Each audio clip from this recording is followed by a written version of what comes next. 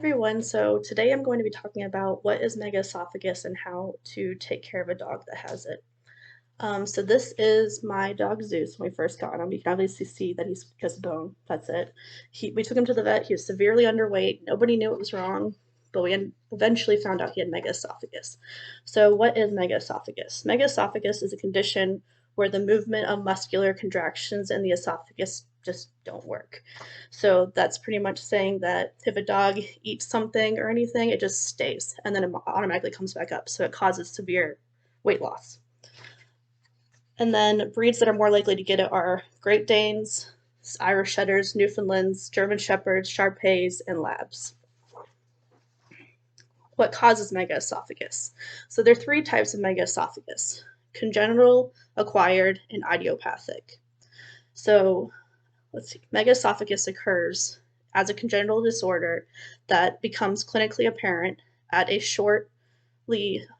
shortly after weaning, or it can occur as an acquired disorder in a previously normal adult.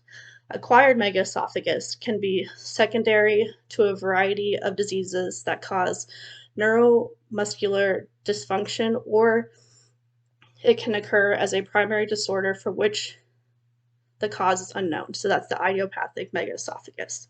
When we went to the vet with Zeus, they had no idea which one he had because he had no health history. We were his fourth owners, and so they just guessed that maybe it was scar tissue because he would not have lived to 3 years if it was anything else without the proper care. The signs of megaesophagus. Regurgitation is the most common clinical sign observed with megaesophagus. Because a lot of dogs with megaesophagus have this issue, it causes a lot of drool everywhere, all day, every day, and they're more likely to get pneumonia. Treatment. A barium contrast esophagram can confirm dilation and mechanical obstruction. Barium accumulates within the distended esophagus. So that's just saying it's this liquid that they put into the dog's food at the vet, and they'll be able to see it through x-rays. So they watch the dog for a period of time, and if they notice that the liquid doesn't go down or just goes down a tiny bit, there's obviously a sign of megaesophagus. In dogs with megaesophagus, food is fed in small amounts, given several times a day, with the dog in an upright position. This kind of feeding provides adequate control of regurgitation in many animals. So the way we feed our dog is he is in a special high chair, which I'll talk about later, but his food is blended with a ton of water and food and peanut butter for weight gain, and that's all he gets. He cannot have regular water. A lot of megaesophagus dogs cannot have straight up water. They have to have in some kind of gelatin cube. So in the hot summer, we have to come up with new techniques for him to get adequate water.